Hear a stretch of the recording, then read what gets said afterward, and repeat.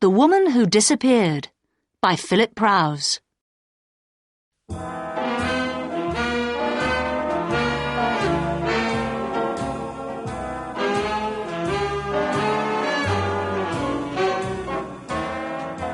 Chapter 1.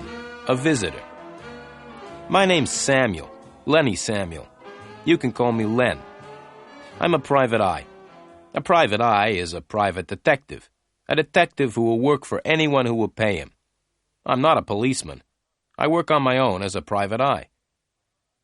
My office is on the west side of Los Angeles, on the 4th floor of a high building. There are only 2 rooms in my office, the outer room and the inner room. The outer room is the waiting room. There are 4 chairs in the waiting room, although there are never 4 people waiting to see me. In fact, there is usually no one at all waiting to see me. In the inner room, there's a cheap wooden desk. There's a big wooden chair for me to sit on, and on the opposite side of the desk, there's a low metal chair for my visitors.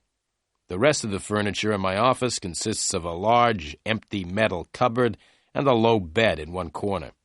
When there is a lot of work, I sometimes sleep in the office. The notice outside my door says, L. Samuel, Private Detective. That's me. I'm quite tall, nearly 2 meters, and I weigh 80 kilos.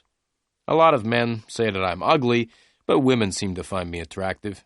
I've got brown eyes, brown hair, and very nice teeth. I had a good nose, too, until someone broke it in a fight last year. Recently, I haven't been very busy. In fact, I've had very little to do. However, I did have some work last month. It all started late one afternoon when I was sitting in my office. I had just finished cutting my nails and I was about to clean them.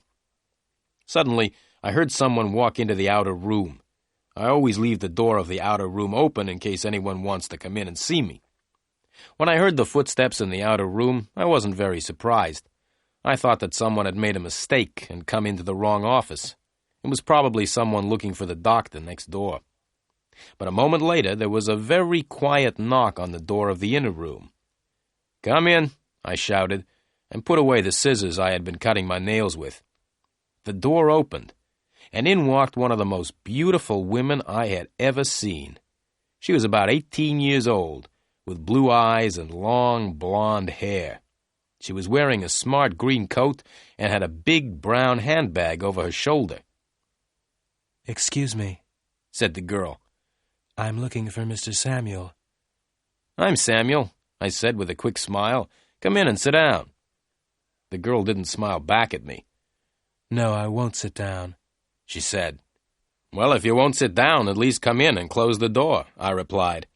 The girl came in, walked over, and put her handbag on my desk. "Now," I said, "what can I do for you?" "I need help," said the girl slowly, "but I don't know if you will be able to help me. Are you a real private detective?"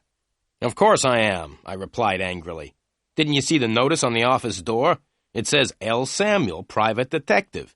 I'm Samuel. I'm a private eye." "All right, Mr. Samuel," the girl said coldly. "There's no need to get angry. I have a little job for you." "Right," I said quickly. "What do you want me to do?" "It's very simple, really," the girl replied.